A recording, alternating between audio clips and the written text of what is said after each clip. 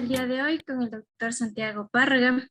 Él es doctor en Medicina y Cirugía por la Universidad Técnica de Manabí, especialista en Medicina Crítica y Terapia Intensiva de la Universidad Central del Ecuador y coordinador de la Unidad de Cuidados Intensivos para pacientes COVID-19 del Centro Cardio-Neurovascular Pavón. Bueno, muchísimas gracias por la invitación al grupo de COEXPO y a todos los que organizan este segundo curso internacional de patologías más frecuentes en COVID.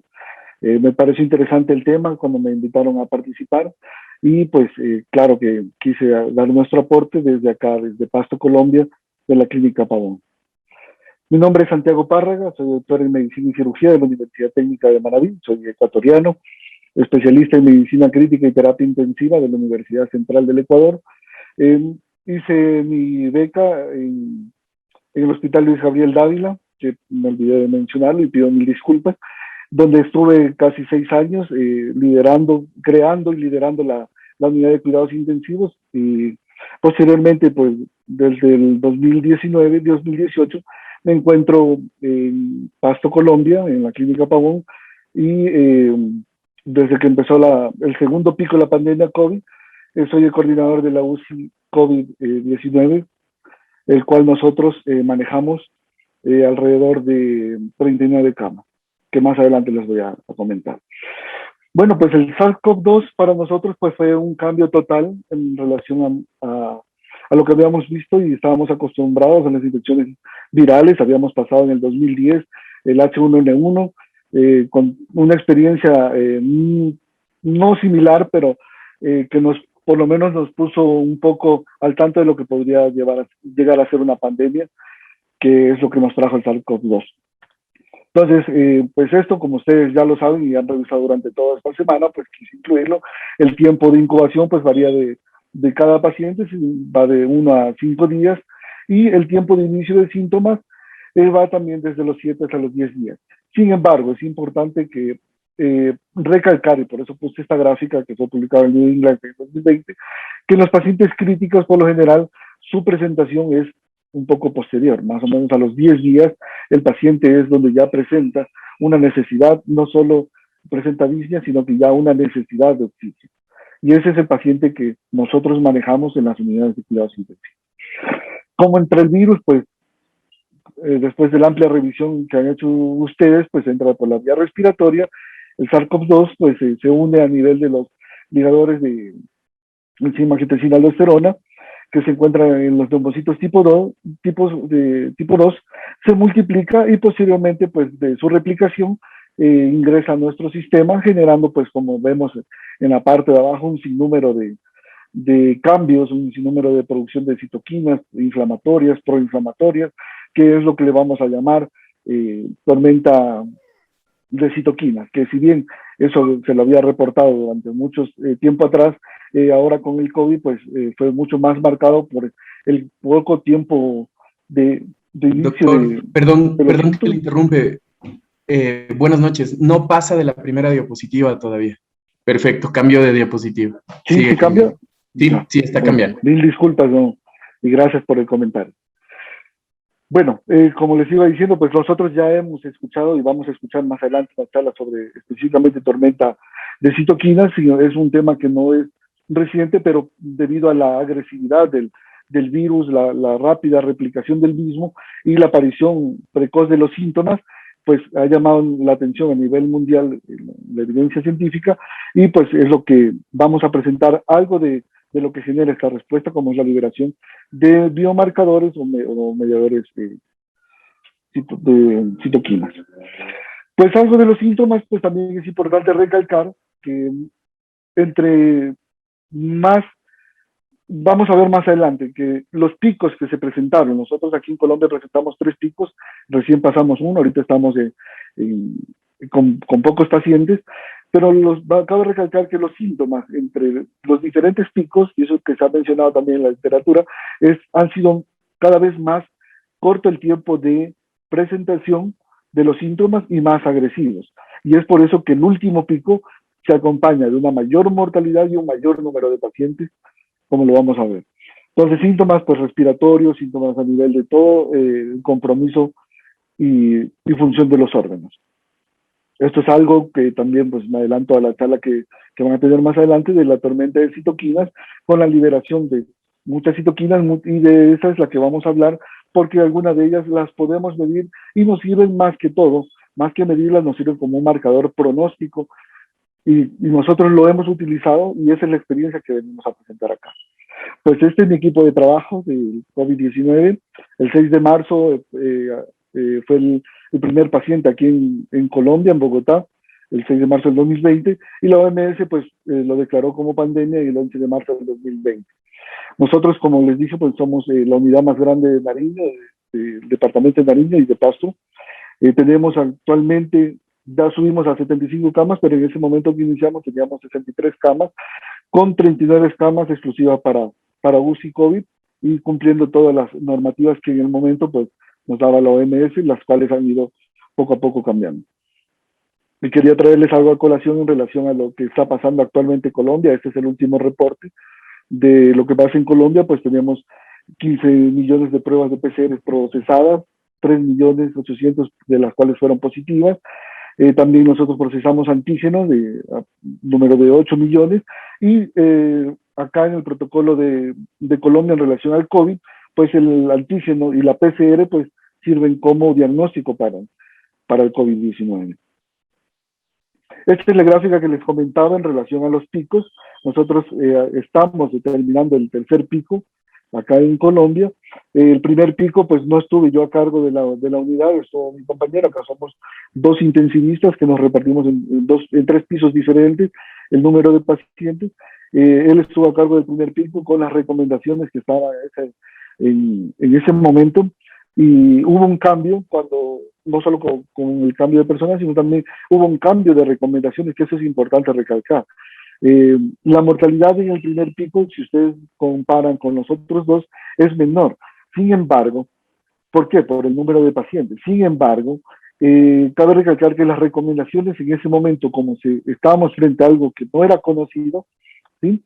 Entonces la recomendación era muchas veces esperar.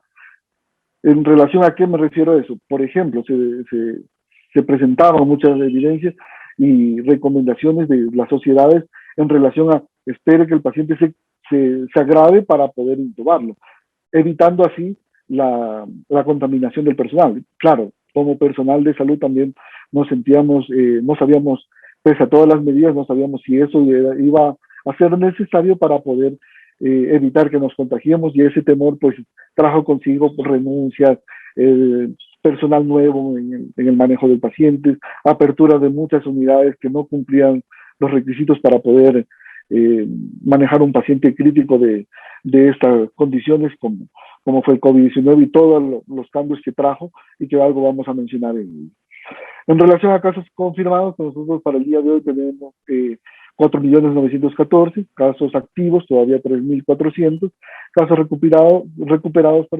4.744.000, y fallecidos, pues, que también nosotros hemos reportado. A la fecha tenemos entre 55 y 61 pacientes diarios que todavía siguen falleciendo por esta patología. Creería yo, nosotros tenemos pues un inconveniente que yo lo he reportado al Instituto de Salud, que es no tenemos la facilidad de ver si tenemos alguna otra variante, si tenemos la variante Delta, por ejemplo. Pero en el último pico, al menos en este último mes, podemos decir que los pacientes que llegan son muy pocos, pero la situación es muy crítica a la condición en la que llegan.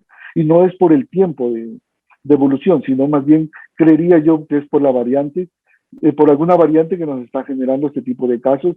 Hemos enviado algunas muestras también de los pacientes más graves que llegan a las 24, 48 horas fallecen. Se han enviado muestras también para ver si teníamos la variante Delta presente en nuestra región.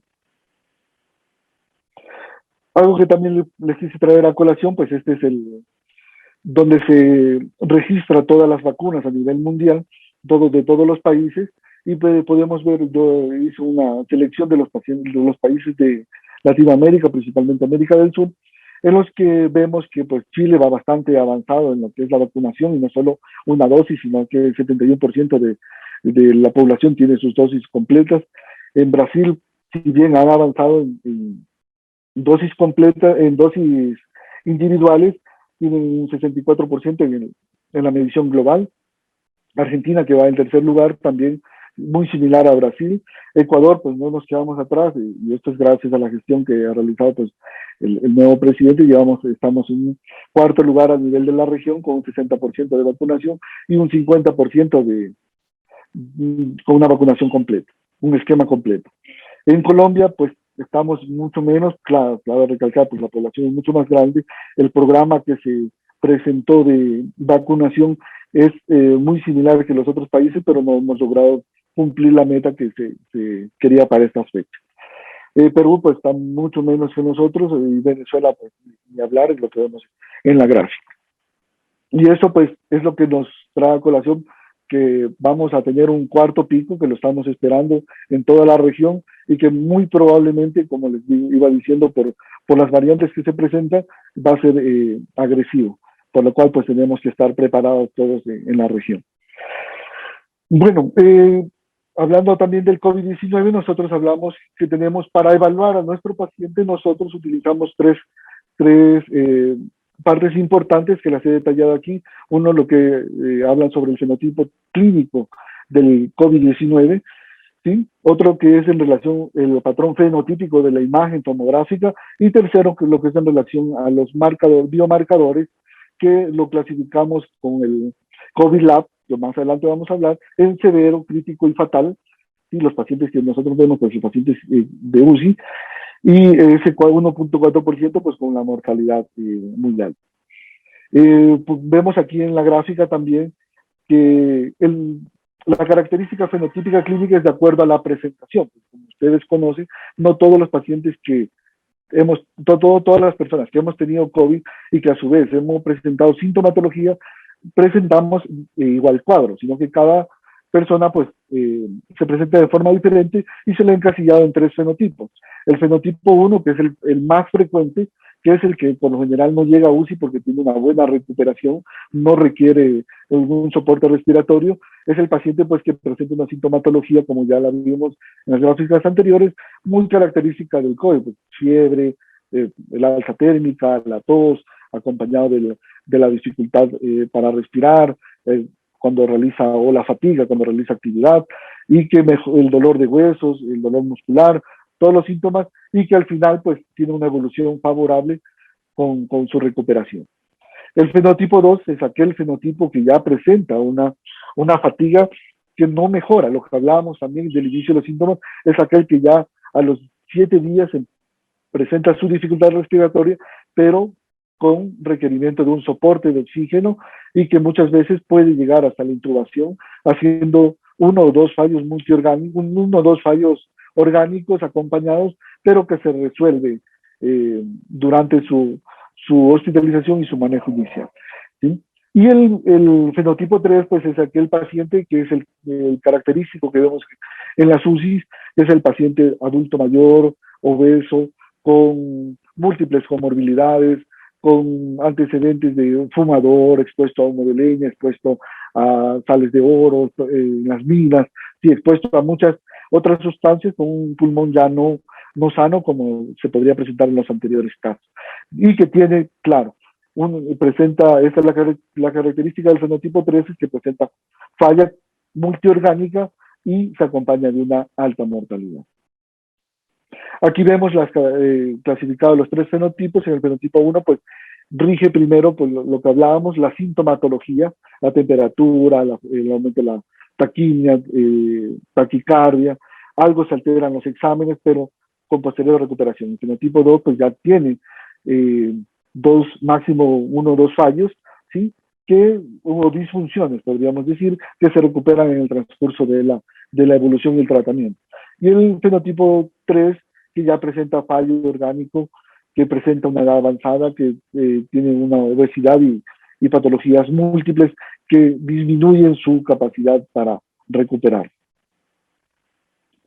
En relación a la tomografía, pues también tenemos nosotros y evaluamos nuestros pacientes en base a 2 fenotipos que los mencionó Gattinone en el 2020, publicado en esta revista, y que es el fenotipo, pues el L o low, que lo menciona así porque tiene una baja elastancia. Recordemos, para los que no están, no conocen la terminología, pues distensibilidad es la facilidad de abrir el pulmón, elastancia es la retracción que tiene el pulmón por sus fibras elásticas. Entonces este paciente tiene es low porque tiene una disminución de la elastancia, o sea, sus fibras elásticas están normal, ¿sí? No genera una dificultad para abrir el pulmón. Y vemos en la gráfica, que es la gráfica A, en la que no hay una imagen tan severa, digámoslo así, o un compromiso pulmonar que altere, al menos fenotípicamente.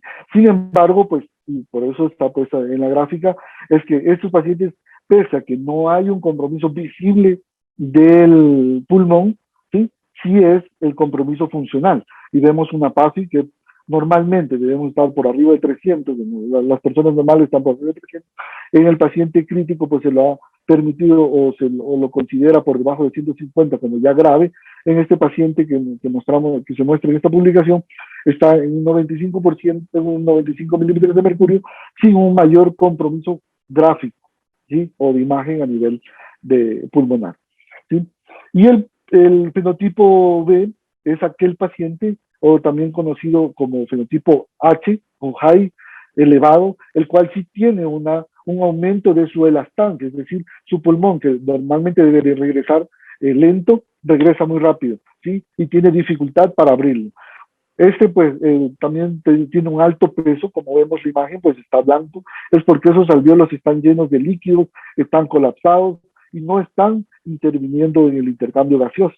Es por ello pues que la PASI que vemos a los lados está muy comprometida y es el paciente que sí se beneficia de las maniobras de reclutamiento alveolar o de apertura alveolar con los diferentes dispositivos, ya sea no invasiva o ventilación invasiva, se beneficia del prono, incluso se beneficia del ECMO. El otro paciente, claro, va a requerir su soporte, pero muchas veces es más recuperable. En el paciente con lo que sí hay que tener claro que esto nos permite definir pues el tratamiento del paciente, ¿sí? Porque de qué tan agresivo va a ser nuestro manejo ventilatorio, sobre todo, porque un paciente con una tomografía, un patrón fenotípico L, low o de bajo peso, ese paciente no vamos a ser agresivos. ¿Por qué? Porque no tenemos que abrir, porque están abiertos los alvéolos.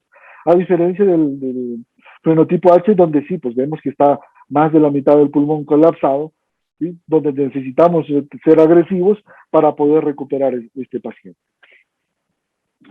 Y la tercera parte que nos permite nosotros evaluar nuestro paciente para ver el riesgo, si es alto, moderado o bajo, es justamente el tema de los biomarcadores.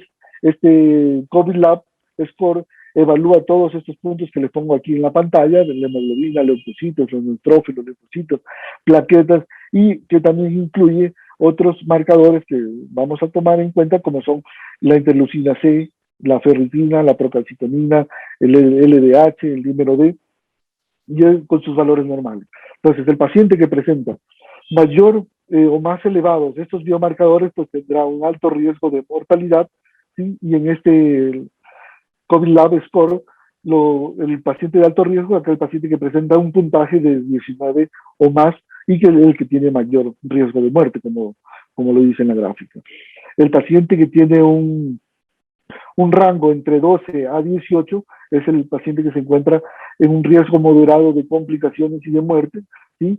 Entre las complicaciones nosotros debemos entender que el paciente puede ingresar a UCI, ¿no es cierto?, por su condición crítica, por su condición y su compromiso más que todo de intercambio gaseoso y una PASI baja. Pero de acuerdo al soporte, pues es donde va a requerir o se va a definir su mayor severidad, mayor necesidad de medicamentos y soportes en sí, y que a su vez va a tener mayor riesgo de muerte. Y el paciente que tiene un puntaje menor a 12 es aquel paciente que tiene un bajo riesgo y que se acompaña pues de menor mortalidad. Para hacerlo un poco más didáctico, pues quise traer la colación un caso clínico que nosotros tuvimos. Si lo encasillamos en el fenotipo clínico, pues ese es un fenotipo 2, ya que es un paciente masculino de 23 años que tenía como antecedente solamente una obesidad grado 1 con un IMC de 33 y que era un fumador esporádico. Cuando salía los fines de semana refería 1 o 2 cigarrillos para el momento. Este paciente, sin embargo, ¿por qué lo presentamos? Es porque es importante saber que no solo es el cuadro clínico y las características biotípicas del paciente, sino también el tiempo que acude a la atención y el tiempo que inicia el tratamiento y el tratamiento previo recibido. ¿A qué me refiero? Veamos este caso. Este es el caso de un cuadro clínico de 10 días de evolución en el cual inicialmente tuvo la sintomatología típica, pero no sé si decirlo buena suerte o mala suerte, tuvo personal médicos familiares, el cual pues decidieron manejo o domiciliario. Primer error, y eso es algo que pues aprovecho el momento de recomendar, de que todo paciente, ustedes como personal de salud debemos de recomendarlo su atención en las unidades de salud, unidades médicas más cercanas. ¿Por qué? Porque eso va a generar o va a permitir una recuperación pronta o un agravamiento, y por eso traje a colación este caso. Mire la tomografía, pues, perdón, me pasé. Esa es la radiografía que el paciente trae de ingreso. El paciente fue remitido primero, estuvo su manejo en casa, después fue a otra institución, a la urgencia, donde le toman esa radiografía que la pudimos rescatar, ¿sí? Donde ya vemos un compromiso importante del pulmón, de más de si lo dividimos en 4 cuadrantes, pues 3 cuadrantes están afectados, o sea, un 75% de los pulmones están afectados. Y es lo que genera los síntomas del paciente y por lo que acude a urgencias y posteriormente, por ellos no disponer de terapia intensiva, lo remiten a nuestra unidad. Acá, pues nosotros apenas llega el paciente, pues vemos un franco deterioro respiratorio con marcado tiraje, marcada dificultad para respirar, vino con una máscara de reinhalación a 15 litros, saturado entre 55-60%, una PAF inicial allá en la institución previa de 88, cuando llega a nuestra institución de 76. Y vemos, pues apenas llega, nosotros lo estabilizamos y le hacemos una tomografía, pues que es la que vemos en la imagen, y si le encasillamos en el fenotipo tomográfico, pues está en un patrón H. Es un patrón, pues como les dije, que tiene una alta elasticidad, o sea, que se colapsa, un alto peso y que va a beneficiarse de maniobras de reclutamiento como nosotros lo hacemos en nuestra institución. Justamente, pues acá tengo el resumen. Este paciente, pues yo, como les comentaba, pues en sus 10 días recibió antibióticos, 2 ciclos de antibióticos, acitromicina, posteriormente pasaron a ampicilina sulbactam y gentamicina intramuscular. Recibió corticoides, esa es otra de las recomendaciones. Aprovechando el momento, no debemos tratar pacientes leves con COVID leve en casa con antibióticos ni corticoides. Si ya vemos que el paciente requiere un manejo superior, derivémoslo a una institución de mayor complejidad. Y este paciente también, pues, tuvieron la facilidad de conseguir oxígeno y estaba durante los últimos 3 días antes de acudir al hospital con 5 litros de oxígeno. Entonces ya había un compromiso importante, ¿sí? Y ya, claro, cuando se vieron que no tenía mucho que hacer, fue el momento de traerlo a la institución. Entonces lo clasificamos como un fenotipo clínico 2, un distrés severo porque tenía una PAFI de 76 y un patrón tomográfico H por la tomografía que vemos que es altamente reclutable. Ese paciente, pues inmediatamente lo procedimos a intubar. Nosotros hacemos acá una intubación de secuencia rápida para facilitar y disminuir el aerosol. Pues, lo intubamos siempre con guía. Otra recomendación, siempre con guía para disminuir los fracasos. Nosotros acá no tenemos fracasos, casi todos son exitosos del 99%. Posterior a ello, pues como es nuestro protocolo, manejamos el prono lo manejamos nosotros, prono continuo por 72 horas. Esto lo hemos manejado ya desde el mes de noviembre que yo cogí a cargo el área COVID, y lo cual nos ha permitido tener la respuesta que hemos tenido con una disminución en la mortalidad de menos del 30%, algo muy similar a lo que maneja la mayoría de la institución. Antes de olvidarme, pues nosotros también manejamos dentro de los corticoides, el manejo es el paciente intubación precoz, prono precoz, corticoides también de manera precoz. Utilizamos biomarcadores para definir el inicio no de antibióticos, como es la procalcitonina. Utilizamos la interleucina 6 para el inicio precoz también de tocilizumab. Nosotros dentro de nuestro protocolo tenemos el tocilizumab incluido, lo cual nos ha dado una respuesta pues, bastante favorable. Bueno, y vamos a hablar ahora uno de los biomarcadores, que es la procalcitonina. La procalcitonina, pues ustedes saben mucho de eso, pues vamos a hablar algo de introducción, porque es importante, y les he puesto en dos cuadros aquí para comparar. La procalcitonina es un polipéptido, el 116, un aminoácido de 116, que es una prehormona de la calcitonina, ¿sí? La cual se produce en la célula C de la tiroides, esto inducido por el gen CAL1, ¿sí? Y en la tiroides, en las células glandulares, es convertida o transformada o degradada hacia calcitonina, ¿sí? Y posteriormente esta calcitonina se la engloba se le engloba y está lista para su producción endocrina, ¿no es cierto? Un valor normal que podemos encontrar en sangre en cualquier persona en menor a 0.05 nanogramos por ml.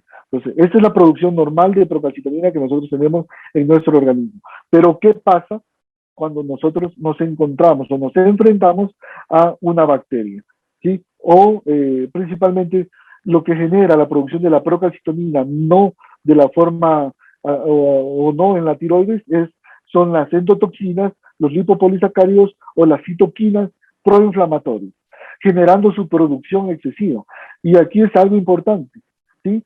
Que en el paciente con una infección bacteriana, todo el organismo se convierte en una glándula, digamos así. ¿Por qué? Porque de producción de procalcitonina, porque todas las células parenquimatosas son capaces de producir procalcitonina, ¿sí?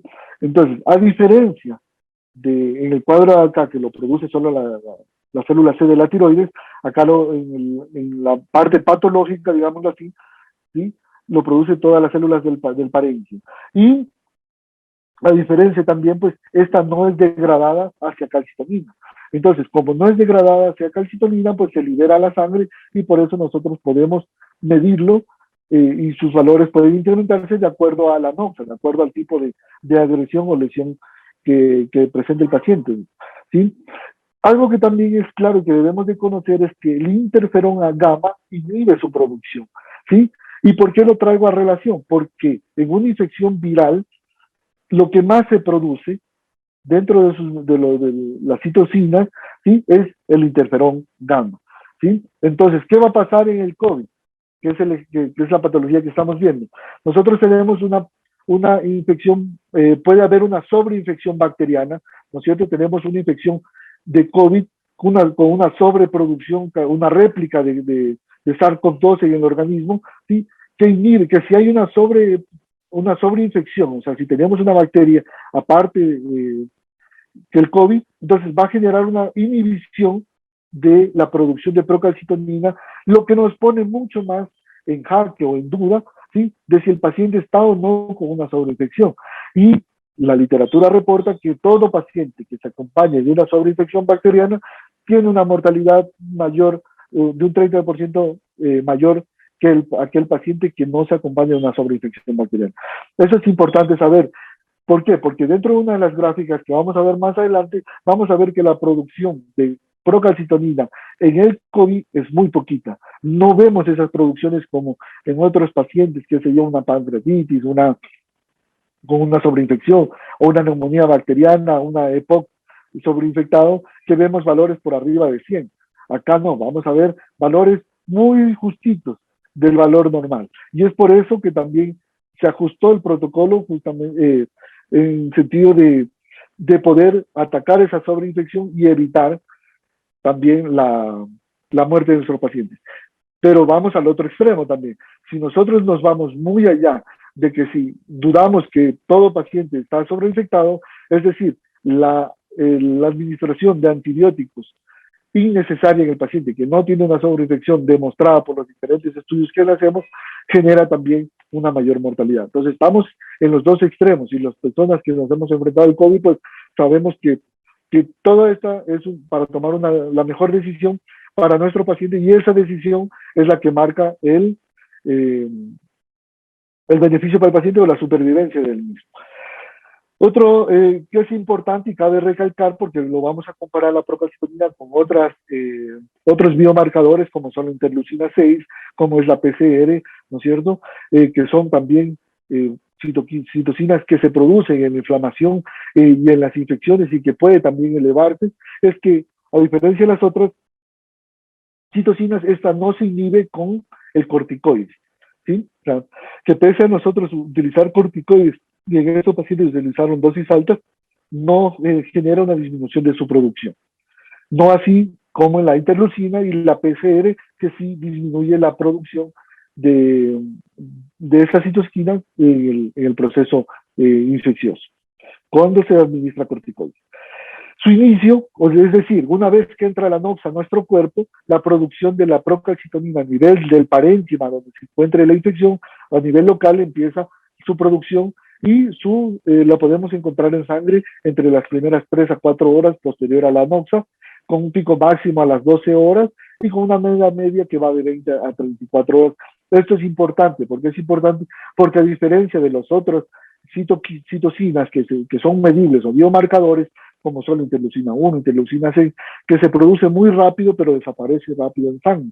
O a diferencia también de la PCR, que aparece mucho tiempo después en relación a la procalcitonina y los otros biomarcadores, ¿sí?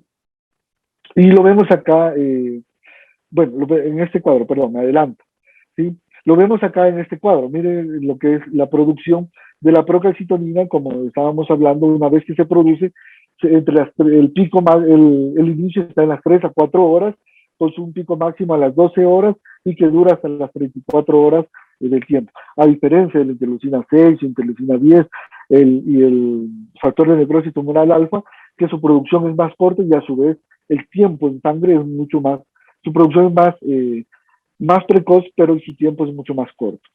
Y la proteína C reactiva, que su producción y su pico máximo pues es posterior, horas posteriores, incluso de días después de la NOX. Esto es muy importante conocerlo para nosotros poder saber que este es un biomarcador muy importante para el manejo del paciente crítico, COVID y no COVID. ¿Por qué? Porque tenemos una sensibilidad, como vemos en la gráfica, del 89%, con una especificidad del 94%, con un valor predictivo negativo del 90%. ¿Qué significa eso, para hablarlo en palabras más coloquiales? Significa que nosotros vamos a tener un 90% de seguridad, ¿sí?, de que si sale negativa, pues no administrar antibiótico o, en su defecto, suspender antibiótico. Y lo mismo, un valor predictivo positivo del 94%, que significa que nosotros vamos a tener un 94% de seguridad de que ese paciente requiere antibióticos si la procalcitonina es positiva, y que no debemos suspender y que debemos continuar en caso de ser positivo, ¿sí? Aquí le traje algunos valores que nosotros podemos ver y que vamos a hablar también más adelante en los estudios, ¿sí?, que se toma un valor de rangos como positivo por arriba de 0.25, ¿sí? Y el rango moderado se encuentra entre 0.25 a 0.49, el rango, leve de 0.25 a 0.49, el moderado de 0.50 a 1.99, el severo de 2 hasta 10, y en el choque séptico ya se lo puede definir pues para aquellos pacientes que tienen más de 10. Inclusive la FDA indica como uno de los biomarcadores más seguros para el manejo con infección bacteriana, y se los menciona en muchos protocolos de manejo de antibióticos, los stewardship, que hablaremos más adelante, ¿sí? Entonces, procalcitonina con una alta sensibilidad y especificidad en infecciones bacterianas.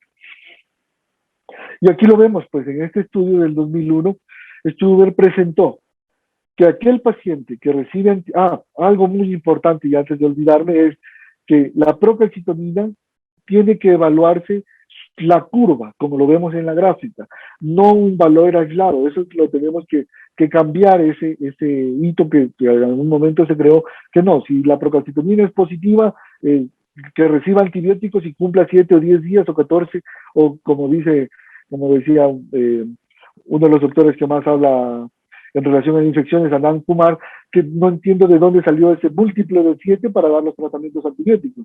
Y siempre vemos 7 días, 14 días, 21 días, 28 días para manejo o las terapéuticas antibióticas. Entonces, nosotros, ¿qué vamos a ver aquí? Que primero nosotros tenemos que ver la curva de la procalcitonina, y eso lo vamos a ver más adelante en los estudios que nos dicen cada 24, cada 48, cada 72, o como lo manejen en el hospital. Nosotros internamente manejamos un protocolo de cada 72 horas porque nosotros hacemos estudios de laboratorio 2 veces a la semana para disminuir el vampirismo en el paciente y a su vez las transfusiones por ese vampirismo que nosotros mismos esas anemias que nosotros le producimos, ¿sí? Entonces, la medición o la evaluación de la procalcitonina debe ser la curva de la procalcitonina de acuerdo al tiempo que ustedes tengan establecido en su institución, ¿sí? Vamos a ver 3 ejemplos de curvas de procalcitonina de acuerdo a la respuesta antibiótica. Por ejemplo, vamos a ver el que se encuentra en el color rojo, pues vemos que tenemos una procalcitonina inicial que está alta de 4, la cual se incrementa a las 24 horas. ¿Por qué? Si ustedes recuerdan, porque su pico máximo empieza a las 12:24 y dura hasta 34 horas ese pico máximo. Entonces puede incrementarse si nosotros hacemos una evaluación a las 24 horas, como es uno de los protocolos de la campaña de sobrevivir a la sepsis, tomar al ingreso y tomar a las 24 horas, ¿sí? Entonces se incrementa ligeramente. Sin embargo, como tienen el antibiótico adecuado, pues vemos que la curva va disminuyendo en días hasta que ya se negativiza y nosotros tenemos, como vimos, el 90% de seguridad de que si es negativa podemos suspender el tratamiento. Entonces aquí ya vemos que está en rangos de 0. Una vez que llega a ser negativa podemos tener la completa seguridad de suspender, lo que nos permite, y es una de las ventajas de utilizar la procalcitonina, es disminuir el día de antibiótico o ese múltiplo de 7 que habíamos hablado anteriormente. El otro ejemplo, el ejemplo que está en azul, es aquel paciente que llega con una procalcitonina alta de 4.5, iniciamos antibiótico, pero vemos que no disminuye en el tiempo, que la curva no disminuye y que vemos más o menos en el 5º o 6º día que más bien se incrementa, ¿sí? Y al incrementarse esa curva, ¿qué nos está diciendo? Que hay un fracaso terapéutico, que el tratamiento que le estamos dando no es el adecuado, entonces que tenemos que intervenir, hacer nuevos cultivos y cambio del esquema antibiótico porque no está funcionando lo que estamos haciendo. Y eso es lo que se hizo, se cambió el antibiótico y vemos cómo la curva empieza a disminuir, ¿sí? Y haciéndose negativo la procalcitonina y con la seguridad de poder eliminar el tratamiento antibiótico. Y en el tercer ejemplo tenemos el fracaso terapéutico, ¿no? Aquel paciente porque no, desde el inicio no se aplicó un tratamiento adecuado y que fue fracasando, y que lo vimos en los rangos posteriores, y no se hizo ese cambio importante que es suspender y hacer el cambio antibiótico, sino que más bien se mantuvo y vemos que ese paciente pues se acompaña de mayor mortalidad. Entonces nosotros cuando hacemos procalcitonina tenemos que recordar esta curva. Tenemos que recordar que la evaluación de la procalcitonina es la curva de la procalcitonina que tenemos que evaluar y no solamente un valor aislado. Y en este estudio que se publicó en el 2010, que fue el primer RCT en relación a la procalcitonina, se hizo 2 grupos, el grupo procalcitonina y el grupo no procalcitonina, en el cual nosotros sacamos como conclusión, es el más conocido como el prorata, sacamos como conclusión que se logró disminuir los días de antibióticos entre 2 hasta 7 días, se logró disminuir de los esquemas tratamientos habituales, con una P pues bastante significativa de 0.0001, ¿sí? Entonces, es por esto que nosotros recomendamos y utilizamos en nuestros pacientes y protocolos la procalcitonina. En el 2012, pues, salieron nuevos manejos y mejor optimización de la procalcitonina. Se publicó este algoritmo en el cual pues refiere pues, que si la procalcitonina está menor a 0,1, pues muy probablemente que ese paciente no tenga una infección bacteriana, ¿sí? Pero que, como decimos en mi tierra, yo soy de Manabí, Ecuador, una golondrina no hace verano. Lo mismo acá, una procalcitonina pues negativa no significa que ese paciente, si usted tiene sospecha de que tiene una infección, debemos dejarla ahí aislada, ¿sí? Si tenemos entre 0.1 y 21, ese paciente pues en ese momento no se beneficia de antibióticos, muy importante la clínica, pero que tenemos que reevaluarlo con un nuevo control en 24 o 48 horas. Y vemos el otro grupo, el grupo que ya mencionamos como positivos, y que el prorata pues lo marcó desde el 0.25 para la parte hospitalaria o pacientes leves a moderados, y parte severa o pacientes críticos, aquellos que están en UCI con un puntaje mayor a 0.5. Entonces vemos que si tenemos entre 0.25 y 0.5, probablemente tenga una infección bacteriana. Recordemos que los paraclínicos son la confirmación de nuestra sospecha. O sea que nosotros primero investigamos si el paciente está o no infectado, ¿sí? Buscamos todos los sitios más probables de infección, y si no, pues confirmamos esa sospecha con la procalcitonina. Y el otro grupo, pues el grupo con mayor a 0.5, que es muy probable que esté infectado, que ese paciente sí, por eso está en mayúscula, sí amerita antibióticos inicialmente, y hacer la curva para qué, para hacer un protocolo de antibióticos más cortos, o sea, menos días de antibióticos, y así pues disminuimos también la resistencia, que es otro de los problemas que tenemos en medicina, pues y mucho más en las terapias intensivas. En el 2009, pues Philip Schwell reunió 19 colegas expertos en el tema de procalcitonina, y dijeron, no, pues tenemos que organizarnos. Y nos organizamos en tres: pacientes leves, moderados, pacientes y pacientes severos. Pacientes leves a moderados tomamos de 0.25, menos de 0.25 negativos, de 0.25 en adelante positivos. ¿Por qué esta diferenciación en los críticos y en los no críticos? Cambio la diapositiva para que ustedes vean. En críticos el rango lo tomamos de 0.5, y en los no críticos o leve y moderadamente enfermos, ¿sí?, de 0.25. Mucho se ha investigado de esto, pues, y se cree que una de las causas de la diferencia de rango es porque el paciente en UCI es aquel paciente que está multiinvadido, ¿sí? Tiene tubo endotraqueal, tiene vías centrales, tiene línea arterial, tiene sonda nasogástrica, orogástrica, sonda vesical, algún drenaje torácico, algún drenaje abdominal. Entonces, todos esos son puertas de entradas, y todo eso pueden, como ustedes recuerdan en la charla a lo que iniciamos, pueden generar la producción de procalcitonina, y por eso es que se ponen los rangos en terapia intensiva de 0.5 y en hospitalización o en intermedios de 0.25 por las múltiples invasiones que pueden generar una producción mayor de procalcitonina. Entonces, ¿qué dicen estos protocolos? Pues igual que el Steward sheet que vimos anteriormente, es que si está de menos 0.25, pues muy probable no tenga la infección. Es muy raro que tenga una infección bacteriana, pero sin embargo, no tenemos que quedarnos, si es de alta sospecha, como vemos en el segundo renglón, si es de alta sospecha bacteriana, pues usted tiene que hacer un control.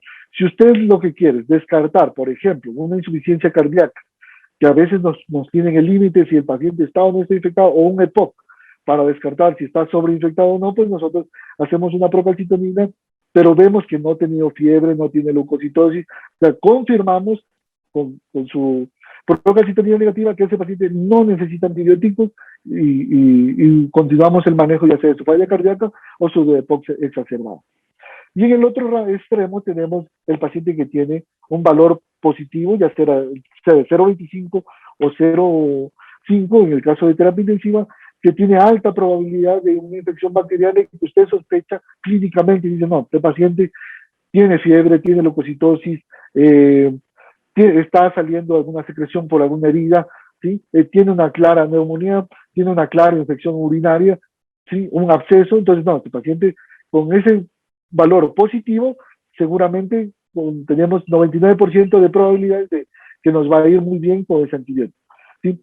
Sin embargo, ¿qué pasa si nos sale negativo? Pues probablemente lo tomamos muy temprano, como vimos en el tiempo de producción de procalcitonina, o todavía no alcanza los niveles adecuados. Entonces, ¿qué recomienda Schwed y colaboradores? Que tenemos que hacer un control, y en 24 horas, en 48, 72 horas, de acuerdo al protocolo de su institución. Y esto es lo que hablaba, cuando mencionaba de procalcitonina en COVID. ¿sí? En esta publicación de WHO en el 2020, en cual vemos aquí, miren, en la gráfica, en el lado izquierdo, vemos que la producción de procalcitonina es menor a 1 y en el paciente más grave, ¿sí? ¿Y por qué es esto? Pues recuerdan que la producción de procalcitonina está inhibida por la producción de interferón gamma, y en el paciente COVID la producción es muy alta debido a la alta réplica del SARS-CoV en las células. Por eso no vamos a ver, al menos nosotros en nuestro manejo no hemos visto, y hemos visto más de 1000 pacientes, que no tenemos procalcitoninas elevadas como en el paciente no COVID, que llevamos procalcitoninas mayores a 100. ¿Sí? Esto es bastante importante que quería mostrarles. Vemos los pacientes en verde, que son pacientes con una procalcitonina, una COVID moderado, pero que tiene una procalcitonina negativa, ¿sí? Pero que nosotros tenemos que discriminar si ese paciente tiene o no tiene una sobreinfección. El paciente severamente afectado, ¿sí? Que muy probablemente se está acompañando de una sobreinfección, y recordemos que la sobreinfección es igual a 30% mayor de mortalidad, y el paciente crítico que tiene una procalcitonina positiva, ¿sí? Y que claro que sí, tenemos que obligatoriamente manejar su sobreinfección, identificando, claro, qué bacteria es, el lugar o el sitio donde está produciendo la infección, para poder controlar y dar el mejor antibiótico con la mejor penetrancia de ese sitio. Este es el ejemplo que nosotros vemos de nuestro paciente, por ejemplo. Nuestro paciente ingresó con una procalcitonina de 0.12. Al tercer día vemos nosotros, pues ya con ese 0.12 no vimos antibiótico porque el paciente ya había recibido antibióticos. Si ustedes recuerdan, recibió 2 esquemas de claritro y antisulbactam, recibió corticoides, pero el corticoide no inhibe la producción de procalcitonina. Entonces nosotros dijimos, no, no le vamos a dar antibióticos como es nuestro protocolo. Hicimos un control al tercer día y confirmamos que la procalcitonina iba en descenso, no requería antibióticos, pero algo que nosotros nos llama atención en nuestros pacientes, ¿sí? Que no sé cómo será en los demás, es que nosotros nos empezábamos a preocupar a partir del día 4 al día 8. Para nosotros eran los días más críticos. ¿Por qué? Porque son los días que el paciente lo poníamos en posición supina y tenía mayor riesgo de sobreinfección por neumonía, por microaspiración, ¿sí? Entonces, cuando lo poníamos en supino, ese paciente también, recordemos que ya no tenía, como ya está en supino, ya pasó su tiempo de reclutamiento alveolar, ese paciente pues ya no estaba relajado, entonces ya empezaba a toser, lo que daba apertura y pase de microgotas a nivel del pulmón, y se podía sobreinfectar. Por eso nosotros pues hacíamos, en esos días estábamos pendientes no solo de los síntomas clínicos o característicos de una infección, como son fiebre, escalofríos, ¿sí? O la leucocitosis, sino estábamos viendo de los signos paralelos a ellos, ¿sí? Como son, por ejemplo, paciente que empieza a hacer distermia. Nuestros pacientes empezaban que un momento hacían temperatura, se los descubría y hacían hipotermia, ¿sí? Entonces, ese paciente ya nosotros lo definíamos como que se nos estaba sobreinfectando y requería inicio de antibióticos, porque la procalcitonina pues no era muy elevada o en muchos casos no era positiva. ¿Qué otro signo paralelo? Pues vimos aquel paciente que también empezaba a variar, no requería inicialmente vasopresores, o incluso la mayoría, nosotros vimos que más del 70% de nuestros COVID eran hipertensos, ¿sí? Todos salían, teníamos que manejarlo con nitroglicerina, nitroprusiato y antihipertensivos orales para poder controlar la hipertensión que generaba tanto pues todo el manejo inicial, ¿sí? Entonces, si veíamos que la presión fluctuaba, que teníamos que prender y apagar el vasopresor o el vasodilatador, ese paciente tenía alto riesgo de sobreinfección. Lo mismo, pues, síntomas pues, como signos como la taquicardia, ¿sí? Aunque la mayoría de nuestros pacientes, por el déficit de producción de midazolam y propofol, utilizamos dexmedetomidina, pues la mayoría los teníamos bradicardia. Esa variación era muy poca. Otro signo también paralelo que nosotros veíamos como sobreinfección era que empezaba a no tolerar la dieta. El paciente empezaba a dejar residuos, no toleraba la dieta, se empezaba a distender. Ese paciente lo incluíamos dentro del grupo de sospechosos, iniciábamos antibióticos. Y la disminución de la PASI. Eso sí era, digámoslo así, una condición sine qua non. Paciente que iba con una PASI que mejor de 150 en adelante y que caía bruscamente, ese paciente que no estaba relacionado con el supino y que caía bruscamente, ese paciente estaba también con alta sospecha de infección, procedíamos a cultivar y a iniciar un esquema antibiótico con el objetivo de controlarlo, y muchos de ellos, pues gracias a esa intervención pudimos sacarlos adelante. Cuando llegábamos tarde a la infección, es decir, cuando no, como no teníamos esos signos claros, ¿sí? Decíamos, pues esperemos 24 horas, pues esos pacientes lamentablemente pues les iba mal.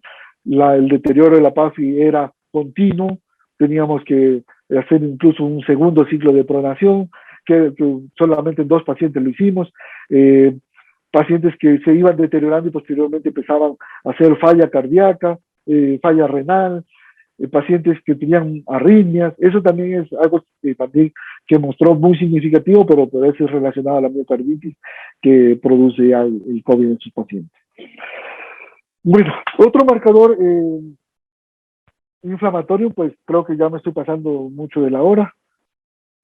Otro marcador proinflamatorio que nosotros utilizamos es la interleucina, es un proinflamatorio. A diferencia de la procalcitonina, se produce en las células inflamatorias, pues en los leucocitos, en todas las células, las células inflamatorias, y sí está inhibido por los corticoides, al igual que la PCR. Entonces, cuando un paciente que está con respuesta inflamatoria administrar corticoides, sí disminuye la producción de interleucina 6, y eso es algo que nosotros tenemos que tenerlo presente cuando manejamos corticoides en los pacientes que están infectados y que hacemos el seguimiento con interleucina 6.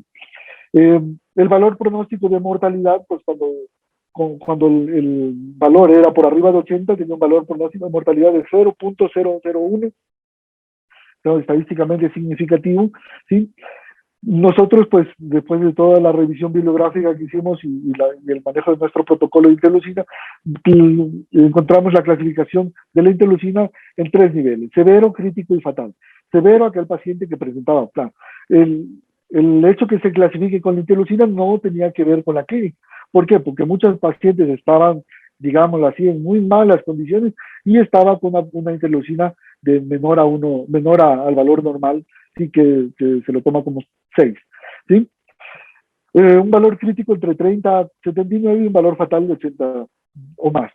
Inicialmente se propuso estos valores para el inicio del tocilizumab, porque no sabíamos y teníamos inicialmente, pues, a nivel del mundo, miedo de administrarlo, y se tomaba valores de 80 o más para poder administrarlo. Sin embargo, vimos que esos pacientes tenían una alta mortalidad y que llegábamos muy tarde con esos pacientes a administrar el tocilizumab, y que generábamos más bien ya la segunda fase de la respuesta inflamatoria, que es el CARS, es decir, una respuesta antiinflamatoria y posterior fallo multiorgánico y muerte. Entonces se fueron disminuyendo, y a lo actual, que el paciente con 8 o más de interleucina es el paciente que se beneficia mucho más del inicio del tocilizumab. Aunque también la parte clínica y la parte de la PASI ha cambiado mucho el criterio del inicio del tocilizumab, como es acá, por ejemplo, en la Asociación de Medicina Crítica Intensiva, la ANSIA, la Sociedad de Cuidados Críticos en Colombia, ya lo incluyó dentro del protocolo de manejo COVID, y pues estuvimos participando en la institución como representantes y con pacientes también de que iniciamos el tocilizumab temprano para una mejor respuesta y sobrevida de los pacientes. Antes de pasar esa gráfica, pues aquí quiero mostrarles en el gráfico estadístico de interleucina, vemos en nuestros pacientes porque ingresaba con una interleucina de 50, ¿sí? La cual nosotros inmediatamente a su ingreso administramos el tocilizumab. Vemos que esto también es importante y que también está descrito en la literatura, que vamos a ver un incremento del valor hasta 3 veces, ¿sí?, de la interleucina en sangre como posterior a la administración de tocilizumab. Y por eso es la importancia del seguimiento con interleucina. ¿Por qué? Porque aquí también, como la procalcitonina, ¿qué tenemos que evaluar? La curva. Si tenemos una curva en ascenso, ¿sí?, y no se administró tocilizumab, ese paciente tiene alto riesgo de mortalidad, como lo vemos acá, una mortalidad fatal, es decir, que tiene una mortalidad mayor del 80%, ¿sí? De riesgo de mortalidad del 80%, ¿sí? Pero como en nuestro caso, que le administramos tocilizumab, el valor esperado era que se triplique, ¿sí? Su valor y que posteriormente empiece el descenso, como lo vimos a partir del sexto día, que fue el pico máximo. Posterior a ello empezó a descender hasta llegar a sus valores normales, que son menores a 6. Entonces, eso es lo que nosotros vimos en la mayoría de nuestros pacientes. Aquí muestro solamente uno, pero la mayoría de nuestros pacientes que requirieron tocilizumab, esta es la curva característica de incremento posterior a su administración y decremento posterior a su recuperación, digámoslo así. En relación a la ferritina, pues también esta es una proteína que contiene hierro, que se libera cuando hay una noxa, una lesión a nivel de tejidos, que puede actuar como inmunoestimulador y como inmunosupresor, como proinflamatorio también, que su valor pues en COVID pues fue muy importante. ¿Por qué? Por la rapidez que se presentaba el cuadro, daba generación a mucho daño tisular y mucha producción o liberación de hierro y ferritina. ¿Sí? Su valor normal pues menor a 1000, nosotros aquí mostramos en nuestra gráfica que el paciente ingresó pues con un valor de 1100, el cual se incrementó al tercer día por toda la respuesta inflamatoria que genera también, que generamos nosotros también al darle tratamiento. Recordemos que es un choque que hacemos o una pelea, digámoslo así, entre el virus, lo que está produciendo y el tratamiento para contrarrestar todo eso. Entonces genera un proceso proinflamatorio inicial y después pues la curva desciende, como lo vemos hasta el alta de nuestro paciente. El dímero D también es un producto de degradación de fibrina, pues lo utilizamos más para descartar TEP, es un predictor, un valor predictivo negativo para TEP. Si es negativo, pues no tiene TEP. Acá en nuestro caso, pues también lo utilizábamos para ver si el paciente tenía mayor riesgo de TBP o de trombosis venosa profunda y de tromboembolia pulmonar. Pero algo que sí cabe recalcar. Doctor Párraga, ¿cómo está, doctor? Disculpe. En honor al tiempo, podemos finalizar ya una conclusión para finalizar la presentación. Perfecto, solo 2 diapositivas más. Gracias. Y termino. Dímelo de, pues, yo lo que quiero recalcar aquí que el valor no es igual a la anticoagulación, ¿sí? Porque nosotros tuvimos valores muy por encima de 30.000, 50.000 del dímero D y el paciente sangrando. Entonces, y muchas personas o otros médicos nos decían, no, pues está alto riesgo de TBP, póngale anticoagulante. Pues si estaba sangrando, está contraindicado. La proteína C reactiva, pues un marcador de inflamatorio de respuesta al daño tisular, ¿sí? Que vemos que en nuestro paciente también disminuyó. Pues ya termino, solo quería mostrarle, pues este es nuestro paciente que presenté en la gráfica, ya una vez recuperado, y ese es un día antes de la salida, que fue al día 14. Les agradezco muchísimo y mil disculpas por pasarme del tiempo. Muchísimas gracias, doctor Párraga, por su excelente exposición. Creo que todo el auditorio está muy contento con toda la información que nos ha podido brindar y gracias también por compartir su experiencia.